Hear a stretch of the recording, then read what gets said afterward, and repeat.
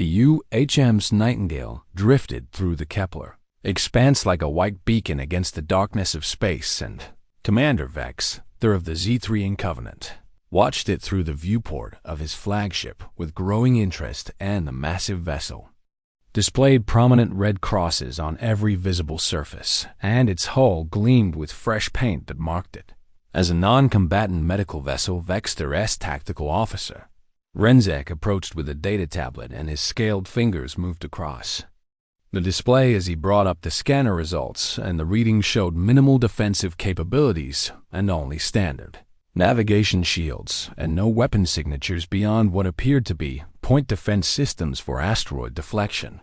Commander, the vessel appears to be carrying wounded from the recent human colony skirmish at Proxima Station, Renzak reported, and his voice carried the quiet confidence of an officer who had served in a dozen successful campaigns. And our intelligence suggests approximately 200 humans aboard, and most are injured soldiers being transported back to their core worlds for treatment.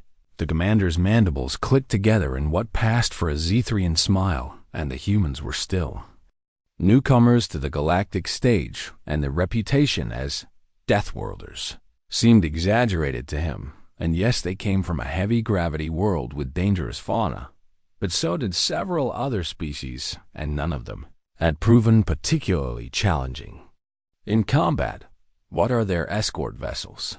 Vexter asked, though he suspected he already knew the answer. None, Commander, Renzak confirmed, and they're traveling alone through neutral space, and their course suggests they believe the medical conventions will protect them. Vexter walked to the strategic display table, where a hologram of the Fasham of the Pam of the Nightingale rotated slowly, and the ship was large but ungainly, and built for capacity rather than speed or maneuverability, and it would be like catching a sleeping prey animal. And the Covenant had been at war with the Human Federation for 6 months now, and both sides had been careful to observe most galactic conventions. But war was war, and opportunities like this rarely presented themselves. The humans have been surprisingly resilient, Vexter mused aloud, and their supply lines are well defended, and their colonies fight harder than expected.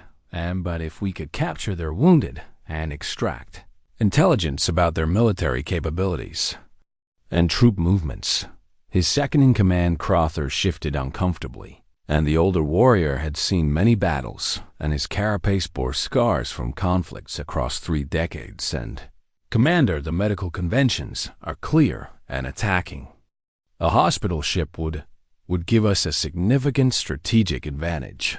Vexter interrupted, and the humans are new to galactic warfare, and they don't understand that conventions are luxuries for peacetime, and in war we do what we must to protect our people and our worlds.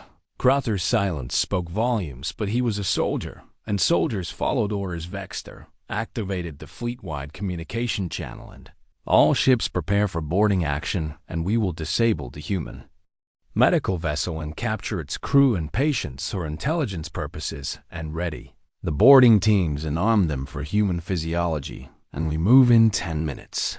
The Covenant fleet consisted of 3 cruisers and 5 corvettes, and more than enough firepower to overwhelm a defenseless hospital ship. And Vexter's forces had been specifically trained in boarding actions, and the teams equipped with weapons designed to incapacitate rather than kill when possible, and prisoners were more valuable than corpses. As the fleet moved into attack formation, Vexter reviewed what intelligence the Covenant had gathered about human medical practices, and humans apparently had an extensive network of hospital ships and medical facilities, and they treated wounded with surprising sophistication for such a young spacefaring species, and their doctors were reported to be highly skilled, though of course they were non-combatants, and medical professionals across all civilized species followed strict codes of non-violence.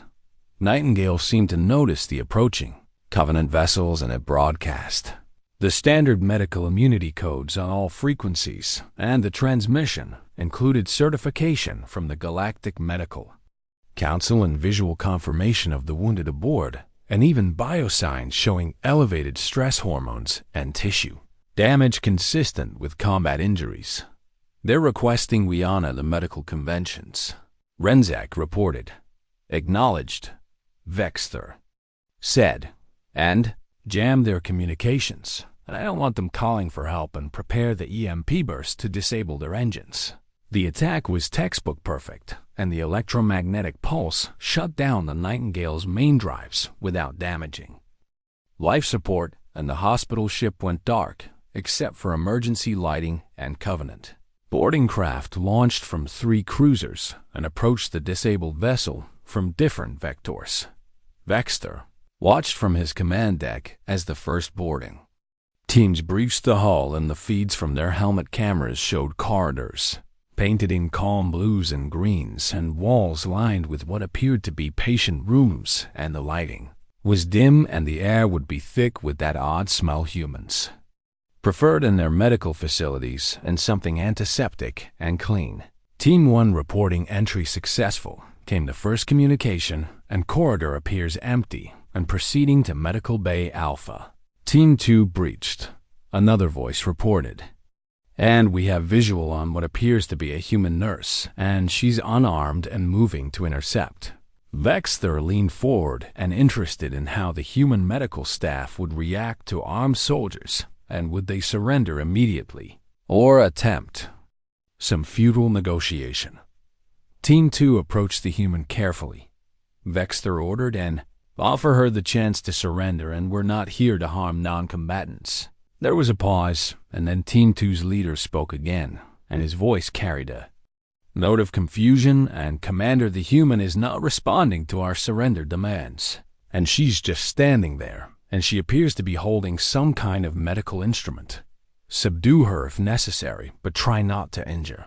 Vexter began. The camera feed erupted in chaos, and the human nurse moved with shocking speed, and the medical instrument in her hand flashed out and caught the nearest Covenant soldier in the throat joint of his armor, and the precise strike that severed something vital, and the soldier went down, and the nurse was already moving, and her hands grabbed another soldier's weapon arm and twisted it with leverage. That should have been impossible for her size, and the bone snapped with an audible crack over the audio feed. Team 2 were under attack. Someone shouted, and weapons fire lit up the corridor, but the human was already behind cover, and she moved like liquid shadow, and using patient room doorways and medical equipment carts for protection. Vexither stared at the feeds in disbelief. And that was a nurse and a medical professional, and she fought like a trained commando. All teams be advised, he said slowly, and the medical staff may be more dangerous than anticipated, and weapons free, and defend yourselves. But the warnings came too late, and across the ship Covenant boarding teams were discovering the same terrible truth, and human medical personnel did not react to threats the way other species healers did, and they did not cower or surrender or attempt to negotiate. They fought, and they fought very, very well. Chief Medical Officer Dr. Sarah Chun stood in the Central Medical Command Center and watched the tactical displays with calm professional focus, and her fingers moved across the holographic interface as she tracked the Covenant forces spreading through her ship, and she had known this moment would come eventually, and someone would mistake their mercy for weakness. All medical staff, this is CMO Chun. She spoke into the ship-wide communication system, and we have hostile borders and protocol. Serpent is now active, and protect your patients and remember your training. Around her, the command center staff moved with practiced efficiency. And these were not just doctors and nurses, but combat medics who had served in war zones across human space, and every single member of the Nightingale's crew had volunteered for this assignment. And they knew exactly what they were signing up for. Dr. Chun pulled up the feed from Corridor 7, where Nurse Jennifer Martinez had just encountered the first boarding team, and Sarah watched with professional interest as Jennifer executed the takedown, and the former Army Ranger moved with the precision that came from years of training, and the scalpel in her hand was not just a medical tool, but a weapon she knew how to use with surgical accuracy. Jennifer reports 3 hostiles down in Corridor 7, her tactical officer. Lieutenant Morrison announced, and the young man had been a Marine before medical school, and he still carried himself like one, and she's falling back to patient Ward 3 as planned. Acknowledged, Sarah said. And have her prep the patients for mobile defense. The term would have seemed like an oxymoron to most species, and wounded patients were meant to rest and recover, not participate in combat. And the humans had different ideas about what constituted too injured to fight. The Covenant forces were pushing deeper into the ship now and trying to reach the main medical bays where they believed that the most valuable prisoners would be, and Sarah watched their predictable tactics with the eye of someone who had spent 20 years in military medicine, and she had seen every type of combat situation imaginable, and this boarding action was almost textbook, and which meant she knew exactly how to counter. Their communicator chirped, and Dr. Chen, this is Dr. Okonkwo in Surgery Bay 2, came the accented voice of her head surgeon, and we have a problem, and one of the boarding teams is trying to breach our section, and I still have 3 patients in post-operative recovery who can't be moved. Can the patients fight? Sarah asked. There was a pause, and then a dry chuckle, and, ma'am, one of them is Sergeant Jackson, and he's already pulled out his 4 and is demanding a weapon, and the other 2 are asking the same thing. Give them sidearms and light body armor if they can wear it over their dressings, Sarah ordered, and Doctor, I have your surgical staff ready to repel boarders if necessary, and you know the drill. Yes, ma'am, Okonkwo replied, and she could hear the grim satisfaction in his voice, and I'll make sure they regret interrupting my surgery schedule. The Covenant's Team 4 had made it to the intensive care ward, and their leader was a veteran soldier named Kicksmall, who had fought in a dozen boarding actions, and he expected to find unconscious patients hooked to machines, and maybe a few terrified doctors who would surrender immediately. Instead, he found all the ward's main doors open to reveal what should have been a room full of critically wounded soldiers and humans, who by any reasonable medical standard should have been comatose or at least incapacitated, and the readouts he could see on the medical monitors showed elevated heart rates and high stress hormones and signs of recent major trauma, but the humans were awake, more than awake, and they were armed. Contact, Kicksmall shouted as weapons fire erupted from behind medical equipment, and a human with bandages covering half his torso fired a compact rifle from a supported position behind his hospital bed, and another patient with both legs in casts had somehow positioned herself at a window with a sniper rifle, and her shots were impossibly accurate despite the pain medication that should have made her unable to focus. Kicksmall's team scattered for cover and trying to understand what they were facing, and these were wounded humans, and their medical charts clearly showed severe injuries, and yet they fought with the coordinated precision of active combat troops. One of his soldiers went down and hitting the gap between helmet and chest armor, and Kicksmall saw the shooter, and a human female with one arm in a cast, and she had braced her weapon against a medical cart and compensated for her limited mobility with positioning and patience. They're supposed to be wounded. His second shouted over the sound of gunfire. They are wounded. Kicksmall shouted back, and fall back now. But falling back proved difficult because the humans had planned for that too, and patients from other wards were moving to cut off their retreat, and some hobbling on crutches, and others moving in wheelchairs that had been modified with armor plating, and all of them armed and all of them ready to fight. Sarah watched the feeds and noting with satisfaction how well her patients were performing, and that Covenant forces had expected helpless victims, and instead they had found what every human soldier was taught from basic training onward. And you fought until you literally could not fight anymore, and wounded did not mean defeated. Covenant Team 1 has reached Medical Bay Alpha, Morrison reported, and they're encountering Dr. Yamamoto's staff. Sarah pulled up that feed, and Dr. Kenji Yamamoto was her head of emergency medicine and a former Navy SEAL who had transitioned to medicine after an injury ended his combat career, and he still moved. Like a special operations soldier, and his medical staff followed his lead as they engaged the boarding team. The Covenant soldiers found themselves in a nightmare scenario, and the humans knew the ship's layout perfectly, and they used medical equipment as weapons and as shields and as traps, and a seemingly innocent supply cart rolled into the Covenant formation and exploded with enough force to stun without causing lethal decompression.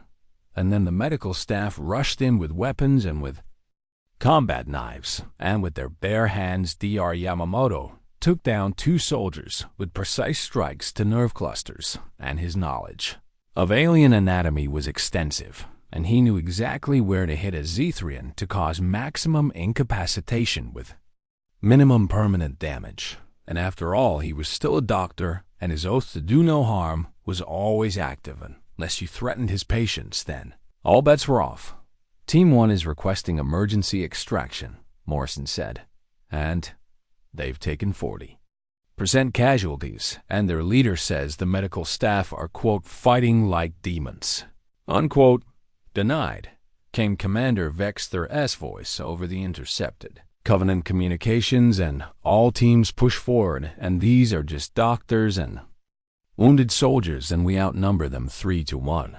Sarah smiled without humor, and Vexter was making a classic mistake, and he was thinking in terms of numbers rather than capability. And yes, the Covenant had more soldiers, but those soldiers were fighting in an unfamiliar environment against defenders who had every advantage. The Covenant had sent warriors to fight healers. They had not realized that human healers were warriors first. Ma'am, we're detecting an encrypted transmission from the Covenant flagship, Morrison said, and they're trying to call for reinforcements. Janet, Sarah ordered, I want them isolated and let them think they're alone, and fear is a weapon, and let's use it. Throughout the ship, the battle continued, and in corridors and wards and surgical bays, and the Covenant forces found themselves fighting an enemy that should not have existed, and medical staff who moved with military precision, and patients who refused to stay down, no matter how severe their injuries, and an entire ship that seemed designed to turn healing spaces into killing zones, and slowly and inexorably, and the Covenant boarding teams began to realize they had made a terrible mistake. They had not attacked a hospital ship. They had walked into a trap. The recovery wards were supposed to be safe zones and places where wounded soldiers rested and healed under the care of medical professionals, and Commander Vexter had counted on this assumption when he planned the boarding action, and he believed that human wounded would be like wounded from any other species and incapacitated and dependent on their caregivers and helpless Covenant. Team 7 learned otherwise. Squad leader Tixvar led his unit into Recovery Ward 5 and expecting to find beds full of unconscious or sedated patients, and instead he found chaos, and the lights were dimmed to emergency levels, and medical equipment beeped and whirred in the background. But there was something wrong with the atmosphere, and something that made his combat instincts scream danger. Movement left.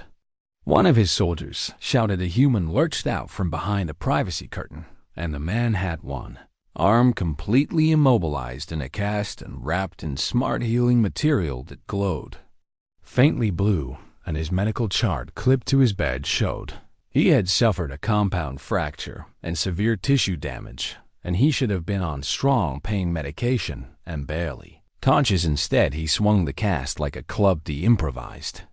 Weapon caught Tixvar's point man in the helmet with enough force to crack the visor, and the human followed up with a kick that, despite his obvious injuries, still carried the trained precision of a martial artist, and the Covenant soldier went down hard.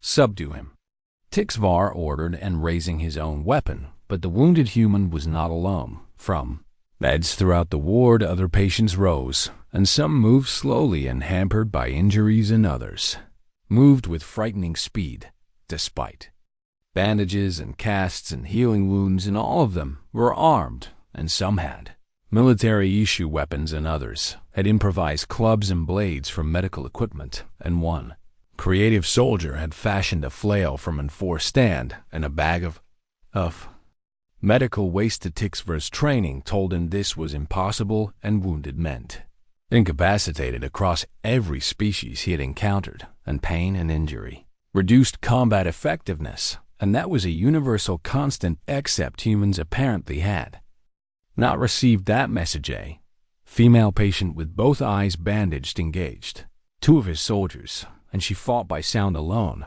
and her head tracked the movement of feet on the deck, and the rustle of armor, and the breathing of her opponents, and when she struck with the combat knife someone had given her, she struck with absolute confidence, and her other senses compensating for her temporary blindness. The patient had sealed wounds across his torso, and the medical readout on his bed showed he had been in surgery just 6 hours ago, and he should have been unconscious or at least immobile, and instead he had torn out his own 4 lines and accepted the pain and the risk of reopened wounds and the potential complications, and because to him staying in the fight mattered more than staying alive. This was the thing that truly horrified Tixvar. Humans were not fighting despite their injuries. They were fighting through their injuries. There was a difference, and it was a difference that made them terrifying.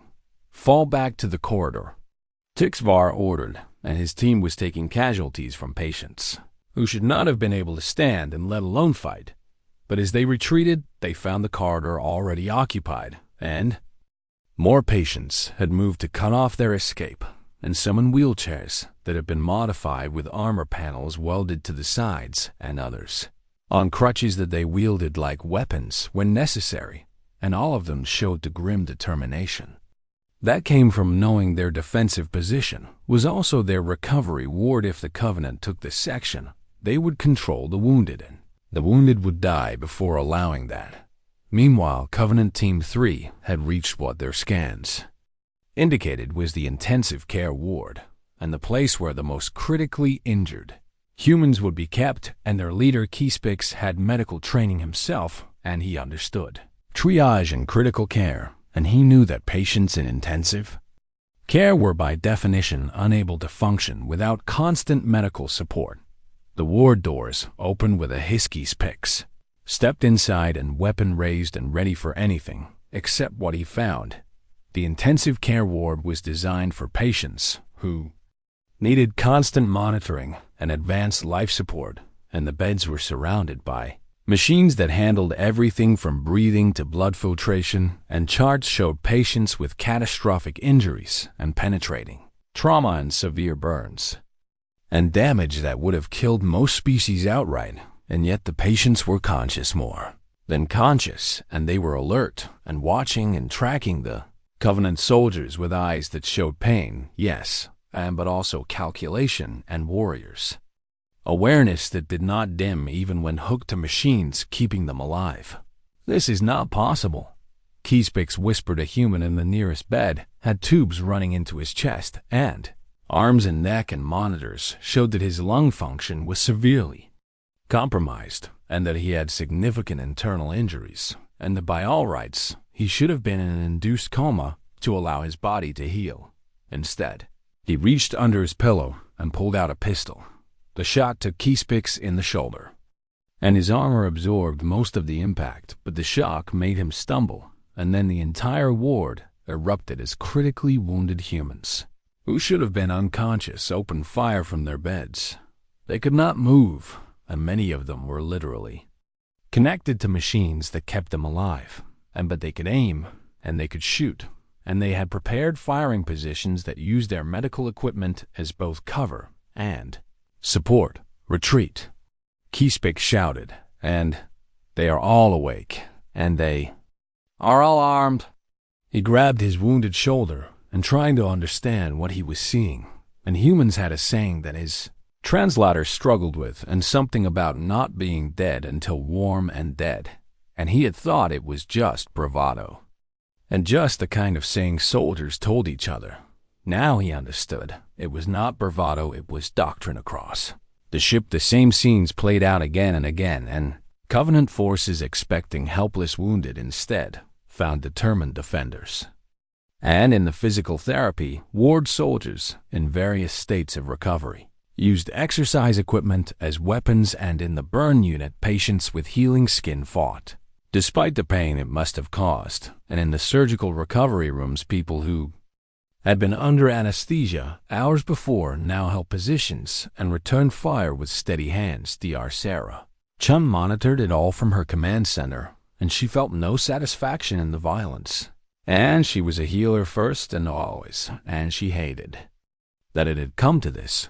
But she had warned them the medical conventions were clear, and hospital ships were protected, and their patients were off limits, and their staff were non-combatants unless you attacked them. Then the conventions had an exception clause, and one that humans had insisted on during the treaty negotiations, and the right to self-defense, and the right to protect patients, and the right to respond to aggression with overwhelming force. Other species had agreed, thinking it was reasonable.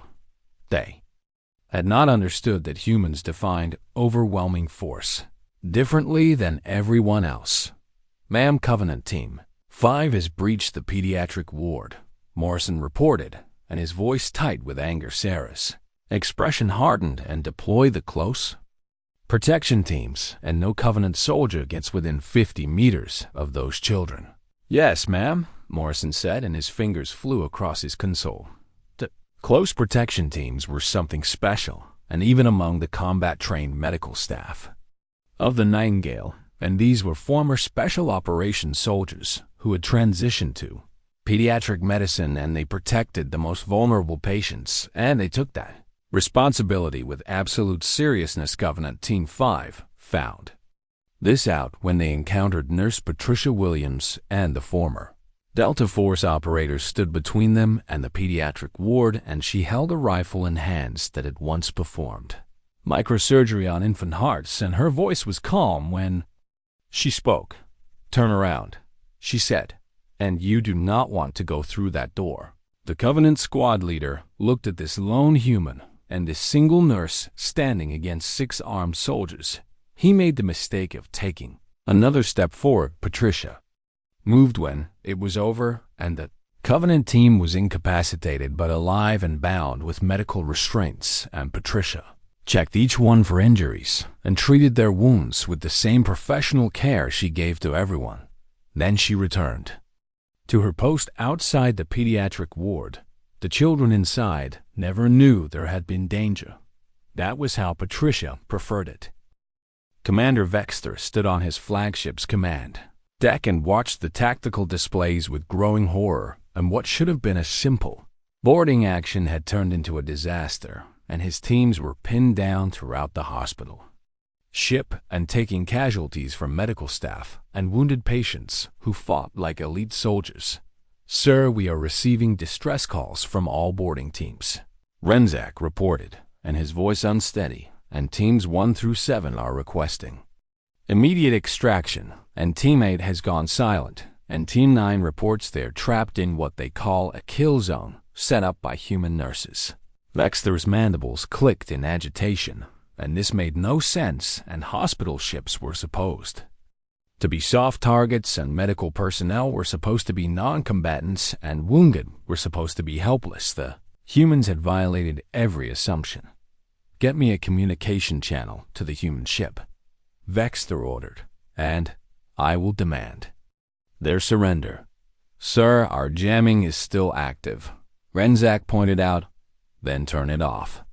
Vexter snapped. The jamming ceased, and immediately the Nightingale's communication system came online, but instead of a surrender offer or a plea for mercy, and the human chief medical officer appeared on the view screen. Dr. Sarah Chun looked directly at the camera, and her expression was calm and professional and almost friendly. "And Commander Vexter, I presume," she said, "and I am Chief Medical Officer Dr. Sarah Chun of the United Human Medical Service, and you are currently in violation of the Galactic Medical Conventions, and specifically Article 7, which prohibits military action against clearly marked hospital vessels. Your vessel is full of armed combatants." Vexter protested, and Your medical staff are fighting like soldiers. Article 7, Section 3, Sarah replied smoothly, and medical vessels and their staff retain the right to self-defense when attacked, and we did not initiate hostilities, Commander, and you did. Vexter wanted to argue, but she was technically correct, and he had fired first and disabled their ship and sent boarding parties. I am giving you one chance to order your forces to surrender. Sarah continued, and they will be treated according to the medical conventions, and their wounds will be addressed, and they will be held as prisoners of war. And this is a better offer than you deserve. I will not surrender to doctors and nurses, Vexter said, and his pride overriding his tactical sense. Sarah's expression did not change, but something shifted in her eyes, and something cold and calculating, and, very well, Commander, and you have made your choice. The view screen went dark. Sir, what is she? Renzak began, then the Nightingale changed. Hospital ship's outer hull panels began to retract and revealing what had been hidden beneath the medical markings and the point defense systems that Vexter scans had detected suddenly showed their true nature as military-grade weapon emplacements, and the navigation shields powered up to combat strength. And the ungainly medical vessel suddenly bristled with enough firepower to engage a cruiser. Impossible, Vexter whispered, and that is a hospital ship.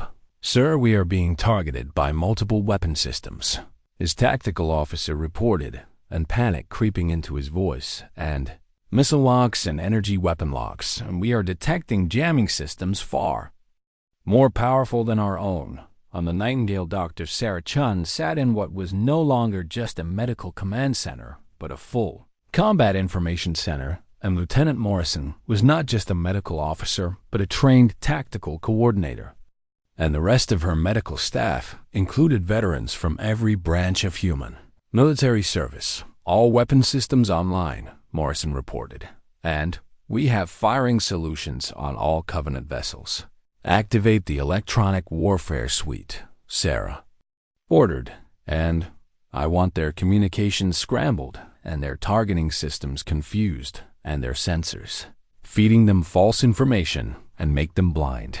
The Nightingale was what humans called a Q-ship, and a vessel designed to look like an easy target, but hide the weapons and systems of a warship, and the concept was old and dating back to wet Navy days on Earth, but humans had adapted it for space warfare with enthusiastic creativity. The difference was that the Nightingale was also a fully functional hospital ship, and it could genuinely treat wounded and perform surgeries and provide advanced medical care. Human military doctrine believed the best way to protect medical personnel was to make attacking them a catastrophic mistake. Sir, the human vessel is hailing us again, Renzak said. Sarah's face appeared on the view screen once more, and Commander, I am required by the medical conventions to inform you of the following facts, and first, and this vessel is classified as a Q-ship under human Federation naval doctrine, and second, and it is staffed by combat-trained medical personnel who volunteered for hazardous duty, and third, and every patient aboard is a volunteer who agreed to serve as part of our defensive crew while recovering from their injuries. She paused, and letting that sink in. You did not attack a hospital full of helpless wounded, Commander, Sarah continued, and you attacked a hospital full of soldiers who are very much still in the fight. And now you face a choice, and order your boarding teams to surrender, or I will demonstrate why the Human Federation builds our hospital ships to double as warships. Vexter looked at his tactical display, and his boarding teams were scattered throughout the Nightingale and taking casualties and unable to achieve their objectives, and his fleet was suddenly facing a vessel that could engage them on equal terms, and the humans had turned his ambush into their trap. How? He asked, and how did you know we would attack? Sarah's smile was slight and sad, and because someone always does, Commander, and there are always people who see mercy as weakness and who think healers cannot be warriors, and we have been attacked 7 times in the Past 3 years, and each time we have given the same warning, and each time the attackers have made the same choice you are about to make. And what choice is that? Vexter asked, though he feared he knew. Whether to surrender now and live or fight. And learn exactly how effective human combat medicine is when applied in reverse. The threat was clear, and the medical staff, who knew how to heal, also knew how to harm, and they understood anatomy and physiology and biochemistry at levels that made them dangerous in ways most soldiers were. Note Vexter looked at his tactical officer and at Renzak and at his command crew, and they were good soldiers, but they were facing an enemy that had prepared for this exact scenario, and the humans had built a ship that was genuinely both hospital and warship, and staffed it with people who were genuinely both healers and fighters. It was brilliant. It was terrifying. It was very, very human. If I order my forces to surrender, Vexter said slowly. And you will treat their wounds, of course, Sarah replied. And I am a doctor, Commander, and the medical conventions require it, and more importantly, my oath requires it. And we will heal anyone who comes to us in peace or in surrender, but we will destroy anyone who comes to us in violence. Vexter made the decision that would haunt him but also save his life, and all Covenant forces, this is Commander Vexter, and cease hostilities and surrender to the human medical staff, and you will be treated fairly. Throughout the Nightingale, Covenant soldiers who had been fighting desperately against wounded humans and combat-trained doctors and nurses received the order, and most complied immediately and relieved to escape the nightmare. They had stumbled into. The boarding teams were disarmed and their injuries were assessed, and then they were treated by the same medical professionals they had tried to kill minutes before Covenant Team 7's leader Tixvar found himself on a medical table while a human nurse cleaned and bandaged the wound on his arm, and the same nurse he had tried to capture earlier, and she worked with professional efficiency, and her hands gentle despite what had happened. Why? He asked in broken common, and why heal us after we attacked? The nurse and her name tag read Martinez and looked at him with eyes that had seen too much combat, and because you were hurt, and healing the hurt is what we do. And the fighting only happens when someone makes us, but the healing, and that is who we are. Tixvar did not fully understand, but he accepted the care around. The ship's similar scenes played out as human medical staff transitioned seamlessly from combat mode back to medical mode, and the duality that defined them, and warriors when necessary and healers always. Dr. Shen walked through the corridors and checking on her staff and her patients and Covenant prisoners, and she stopped at one bed where a human soldier was severe. Burns was being checked by Dr. Okonkwo. How are you feeling, Corporal? She asked. Young man grinned despite his obvious pain and got 3 of them. Doc, before they figured out I was armed, and not bad for someone who was in surgery yesterday. Not bad at all, Sarah agreed. But now you rest and let us handle things from here. And you have earned it. She continued her rounds and doing what she did best and caring for the wounded, all of them, even the ones who had tried to kill her. The Galactic Council chamber on Station Olympus Prime was filled to capacity, and representatives from 200 species gathered to witness what many were calling the most important hearing in the Council's history, and the incident involving the UHM's Nightingale had sent shockwaves through galactic civilization and forcing a confrontation over issues that had simmered beneath the surface of interstellar relations. Commander Vexter stood in the witness circle, and his scaled form looking smaller somehow under the weight of what had happened, and beside him stood Dr. Sarah Chun, and representing the United Human Federation, and between them sat the evidence and medical records and combat logs and testimony from 36 witnesses. Council Speaker Zixter, an ancient being from a species so old they had helped write the original medical conventions and opened the proceedings with a grave tone, and this council convenes to address allegations that the Human Federation has violated the spirit of the medical conventions by weaponizing their hospital vessels, and, Commander Vexter, you initiated this inquiry and present your case. Vexter stepped forward, and his voice steady despite his shame, and honored counsel I attacked. The Nightingale believing it to be a legitimate military target disguised as a hospital ship, and what I found was a vessel that appeared to be a medical facility, but was in fact a warship and staffed, not by healers, but by soldiers, and filled, not with helpless wounded, but with armed combatants. He paused and gathering his thoughts. The humans claim their vessel is a true hospital ship, but I submit that no true medical facility would be armed, and no true healers would fight as there. Staff fought, and the medical conventions exist to protect the sanctity of medicine, and to ensure that healing remains separate from warfare, and the humans have blurred this line beyond recognition. Murmurs spread through the council chamber, and many species agreed that the human approach seemed to violate the spirit, if not the letter, of the conventions.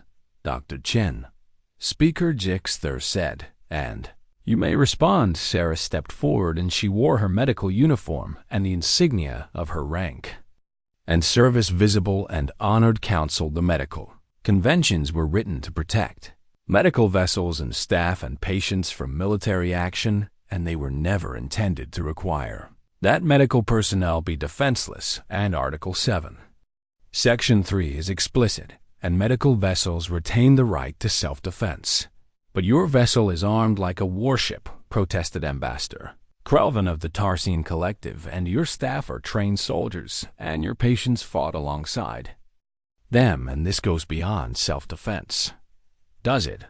Sarah asked calmly, and let me ask the council this, and if you people were wounded and under medical care, and an enemy force attacked their hospital, and what would you want, and would you want them to be helpless and defenseless and dependent on the mercy of attackers who have already shown they have no mercy? She looked around the chamber.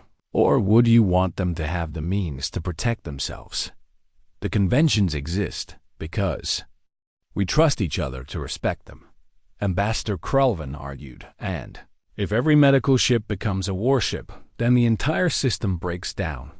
The system already broke down, Sarah replied, in her voice harder now, and when Commander Vexter fired on a clearly marked hospital vessel, and the Nightingale displayed every required identification, and we broadcast medical immunity codes, and we showed proof of our wounded, and we did everything the conventions require, and he attacked anyway. She turned to face Vexter directly. The conventions failed to protect us, Commander, and so we protected ourselves, and that is not a violation, and that is survival. Speaker Zixter raised a manipulator for silence, and Dr. Chen, your vessel is not merely armed for self-defense, and our analysis shows it has offensive capabilities equal to a military cruiser.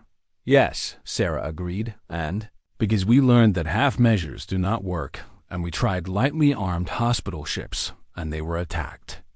And we tried unarmed ships with military escorts, and the escorts were drawn away and the hospitals attacked, and we tried relying on the conventions and our mutual respect, and on the goodwill of others. Her voice carried the weight of experience, and of losses, and of too many colleagues who had died because they trusted in protections that did not exist, and people kept attacking our wounded.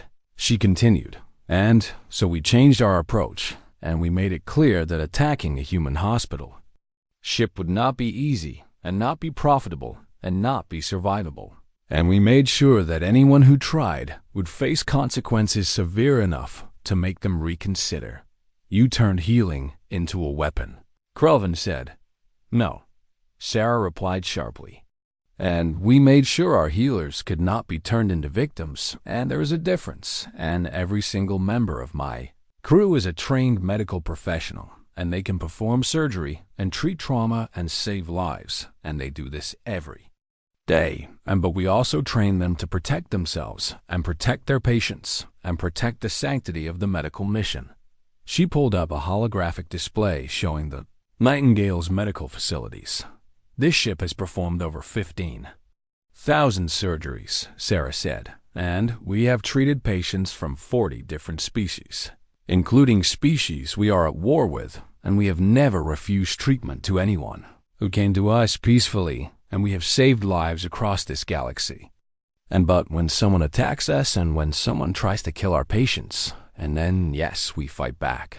Commander Vexter spoke in surprising everyone, and she is telling the truth, and I've been treated by the Nightingale's medical staff, and they showed me the same professional care they showed their own wounded, and my soldiers received excellent medical treatment, and better than they would have received from our own facilities. But, Honored Council, I must also testify to what I witnessed. He looked at the assembled delegates. I saw a nurse take down 3 trained soldiers in seconds, and I saw doctors who moved like special operations troops, and I saw wounded humans who should have been unconscious fighting from their hospital beds, and I saw patients in intensive care and hooked to machines keeping them alive, and shooting at my forces with steady aim. And what the humans have created is something new, and something that I do not believe the medical conventions anticipated. What exactly did we create, Commander?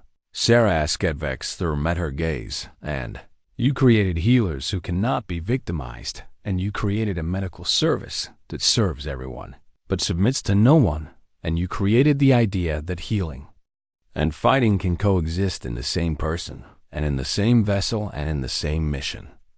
Silence fell over the chamber speaker. Zixter spoke slowly, and the council must consider whether this is a violation or an evolution, and whether the conventions must change to address this new paradigm. The debate that followed lasted for 3 days, and species argued about the nature of medical neutrality, and the limits of self-defense, and the future of warfare and medicine in galactic civilization, and some condemned the human approach as militaristic and dangerous, and others praised it as practical and necessary. In the end, the vote was close. The Galactic Council ruled that the human hospital ships did not violate the medical conventions as written, and the right to self-defense was clear, and the requirement that medical vessels actually provide medical care was met. But the Council also passed what became known as the Nightingale Amendment. Any hospital vessel could arm itself for defense. Any medical staff could train in-company patients who volunteered could participate in defending their hospital. And this was critical, any vessel that claimed medical protection must genuinely provide medical care to all who needed it. And regardless of species, and regardless of faction, and regardless of whether they were friend or enemy, the humans agreed immediately. They had been doing that all along. The amendment had another effect, and other species began adopting human medical practices, and their hospital ships became harder targets, and their medical staff received combat training, and their wounded learned that injury did not mean helplessness.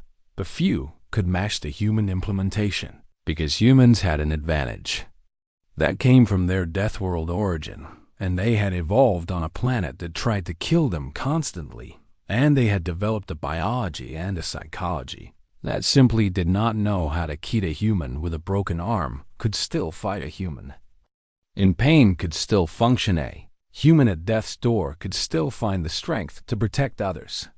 This was not something that could be trained. It was something that had to be evolved over millions of years of survival on a world that showed no mercy. Commander Vexter returned to the Zethrian Covenant as a changed individual, and he retired from military service and spent his remaining years teaching at the military academy, and every class began with the same lecture and the one about his encounter with the Nightingale.